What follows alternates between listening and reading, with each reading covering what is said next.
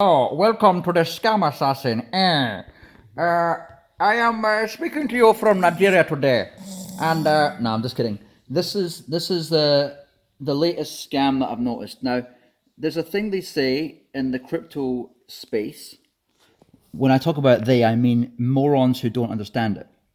When they say things like Bitcoin is a tulip bulb economy, tulip bulb 1600s, 1637 or something like that. You had the tulip bulb economy where people would trade tulip bulbs, and the resulting value was as ridiculous as some of the modern art we see today with a pile of sweets on the ground. That was the example I just gave right now talking to my friend. So the reason, if you look at the British plate hunter websites, we don't have what normal first world countries have here, right? We have systems where I just thought, let me look for Bitcoin. Why hasn't anyone got a Bitcoin plate? Here's the reason why. Because in the style in the UK, it has to work within these. There has to be rules. If there wasn't rules, what would we do? We would all die. That's the English mentality, which gets applied all over Britain because England rules the whole of Britain, right? So here's your license plate. You have letters. So I could do, well, what to do Bitcoin? Here's the reality. Any other country would just choose the letters. It would be among the 6 or 7 or 8 characters, depending on what country you were in, allowed. And in almost every country, you would either be allowed that, or someone else might have taken the T. But here you can't have, or you can have it, but you can't have enough letters in the old style. Here you can have enough letters, but it has to be, even though it's a personalized plate, right? It's just a string of numbers which a computer can understand it could go outside those rules. No, it has to still play by the rules of 2 letters, a single letter, so why not just say 3, and a year, all right? Another 3 letters, 3 letters? Oh yeah, 3 more letters here individually. Odd. 2 letters. Oh yeah, okay, 2 letters there, 3 letters there. Still, it has to adopt that kind of style, which then ties you into stuff. So you get pretty surprised if you say, right, the closest I could get to Bitcoin would actually be B17, because it looks like bit, C, and then O, and then we've run out of letters. So let's just go Y. So it's not even close, right? It's embarrassingly far. But fuck it. Let's say that's what I've got. Everyone's laughing at me for not being able to get the full word Bitcoin. And I've got B17 koi. So I've got Bitcoin. £4,000 or 5,000 US dollars. Really? Actually more than $5,000, but really? You're going to pay $5,000 for this shit? That, my friends, is a tulip bulb economy. You've got 60, let's say 60 million in the whole of Britain scrambling to live on this little rock, like a bunch of drowning rats, and clamoring to buy something that doesn't even say the word they want and being charged that. That is effectively a currency. These people have created a currency for themselves out of the monetary system. Although you try to do that like they did with e-gold a few years ago, and you'll end up in jail like they did, right? Which is why Satoshi Nakamoto is a anonymous person or people, right? Because they would have gone to jail as well for inventing Bitcoin. Not a lot of people know that.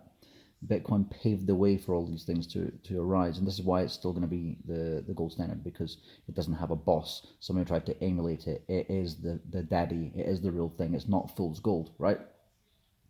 Although other people would say that ICOs are pointless. I don't. I've actually learned that they are. They do serve a purpose. It's a shame that the system facilitates scam ICOs at the moment. That's the only shame.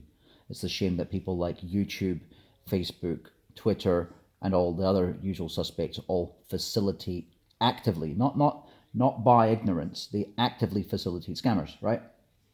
This is a scam. This is effectively, this is a tulip bulb scenario. We have been led to believe that B17 COY is something that should be worth something, and that they're the people to make it, give it meaning. So it's printed at will, and it's not even freely at will. See, this is the same in every other country, that it's printed at will, but at least you get something for your money. At least in America, even though 49 other states might have the same plate that you've got, so you haven't really got the uniqueness of having that only plate. Neither do you in Britain, because you can't even get the word. You go, oh look, I've got B1. I had a plate years ago, my S2000 Honda, 7 years ago, something like that. or 8 years ago. Fuck, longer than that. I don't know, something like that. And it was S12ANX. I didn't even know it was a personalised plate. My friend obviously knew what it was because it didn't obey these stupid rules. There, I learned something, you see. Anyway, so here I am back in great shit, and I just have to point these things out. I'll probably make a little small series about scams perpetuated by the British government, which rip people off. Your hard-earned money, £4,229, for a piece of shit, pointless plate that no one would want to even have. Well, obviously, some people would want to have it, because look at the other shit plates out there. Can we see today? Let's give us a stock what we have in here. Let's give us some ideas of good things, like when you get scalped, what are they called? Featured plates. Go Leeds, okay? You'd probably be a Leeds supporter there. Pay £500 to say something. I'm not sure it's actually something that's going to be wanted. PayTSR, Paltesser. Okay, maybe I'm missing that one, but the fact that I'm missing it, is it worth £4,000? Or this one here, Tig. I'm guessing it's Tiger 787i. No. Tig TBTI. It's complete shit, but it's still worth £200 at the moment, and will probably go up because of speculator value. Now, the same people that would actually be for this are the same people who will tell you, well, ICO market was a whole scam because some people got ripped off. I'm pretty sure some people are getting ripped off with this and will never ever see this money back again, especially those at the top of the Ponzi scheme, or the bottom of the Ponzi scheme, sorry, who pay the highest amounts before the collapse of all these bullshit systems. And before we realize, okay, we're not going to do this anymore, we're going to move to a new system where cars can actually have, well, be detected by some kind of computer chips. They wouldn't need a visible plate. And you think about that when you think about the future value of these. They have as long as a life as the license plate industry has a life. And this will be in the future. What you'll have is a license plate industry will carry on existing only to give these fucking things value. So you'll carry on using this bullshit system, which is already outdated now with computer systems. We'll carry on using it like we do other things just to prove a point until the point can no longer be kept alive by the fact that some suckers have lost money. That's the reality of investment plates long term. Hey, short term, you can definitely make money on them. It always has been the case.